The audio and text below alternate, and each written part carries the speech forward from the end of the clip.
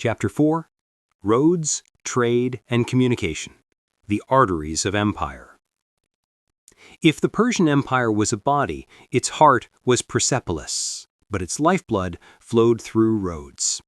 From the storm-lashed coast of Asia Minor to the fertile plains of Mesopotamia, from the snowy peaks of Armenia to the burning sands of the Indus, a network of highways and couriers bound the empire together, faster, smoother, and more intelligently than anything the world had seen before. This was the royal road, the invisible power behind the throne, the secret engine that made an empire of 30 nations move as one. The vision of Darius, building the arteries of power. When Darius I took the throne, his empire was vast but scattered. The conquests of Cyrus and Cambyses had forged a giant, yet it was fragmented by distance and difference. A message from Susa to Sardis, nearly 2,700 kilometers, could take months by foot. To rule such a realm, Darius knew he needed more than armies. He needed connection. And so he built it. Across deserts, mountains, and rivers, the royal road was carved, paved, and guarded.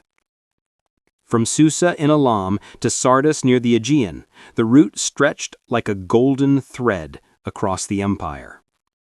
Every 25 to 30 kilometers stood a relay station, with horses, food, and fresh riders.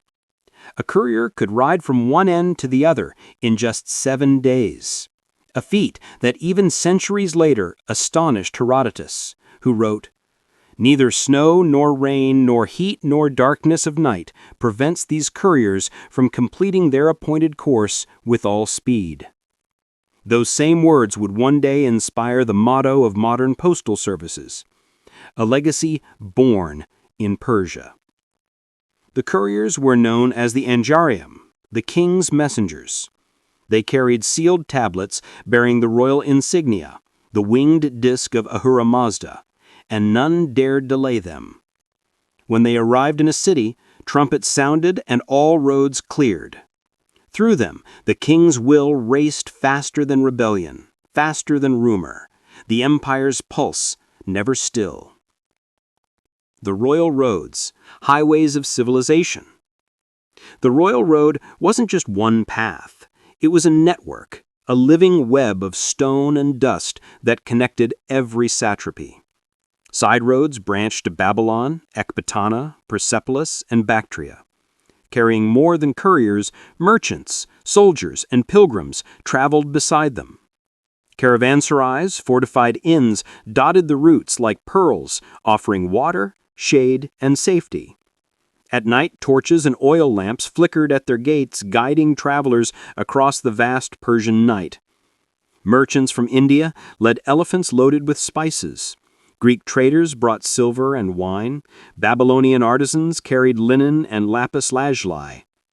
It was not merely movement, it was exchange.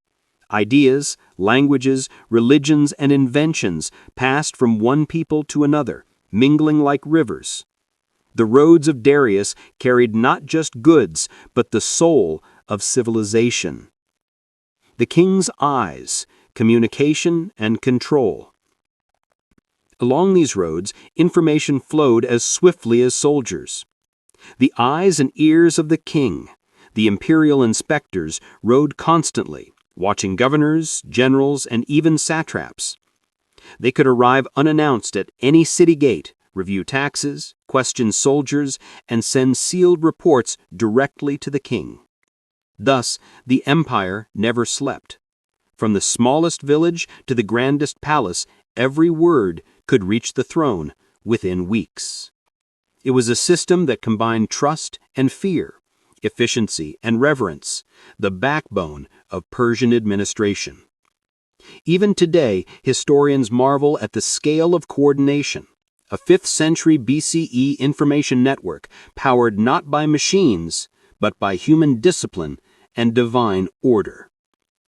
Trade and prosperity, the wealth of nations. Where the royal road ran, wealth followed. Markets bloomed at crossroads. Cities like Sardis, Babylon, and Susa became commercial jewels. Under Persian protection, caravans moved freely, guarded by imperial soldiers who ensured no thief or rebel could disturb the king's peace. Gold and silver coins, the daric and sigils, standardized under Darius, replaced barter with a stable economy. Stamped with the image of the great king drawing his bow, they became the symbol of trust across borders. A merchant could pay for Egyptian grain with the same coin used to buy Indian spices. A miracle of economic unification. The empire's reach stretched from the Nile to the Indus, and its roads mirrored the flow of civilization itself. Silk from China, ivory from India, cedar from Lebanon, wine from Greece, all converged on Persian soil. Each caravan was a moving thread in a tapestry of global trade that the Achaemenids had woven. Engineering the impossible, bridges, ferries, and tunnels. The Persians were not only rulers, they were engineers. Across the roaring Euphrates, they built floating bridges of boats tied with iron chains. In Anatolia, causeways spanned marshes and valleys. At the Halys River, Darius ordered the construction of a pontoon bridge connecting east and west for the first time. Every obstacle, desert, mountain, or sea, became a challenge to be conquered with ingenuity. Engineers carved tunnels through rock to channel water and built qanats, underground canals that fed crops and towns along the routes. The empire's strength lay not just in conquest, but in creation, in making the impossible possible. The pulse of an empire. As the sun set over Persepolis, caravans moved like shadows across the plains, their bells echoing softly in the twilight. In distant Sardis, the king's courier galloped through the city gates, dust rising from his horse's hooves. Scrolls changed hands, orders were read, and somewhere a governor sighed in relief, or in fear. This was no mere empire of swords. It was a civilization of speed, order, and trust, united by a network of stone and courage. The royal roads were more than highways. They were the arteries of an empire that believed the world could be won if only the lines between men were roads, not borders. And as long as those roads thrummed with motion, as long as the fires burned at each station and the hoofbeats echoed in the night, the Persian Empire would live. An empire not merely built by kings, but by connection.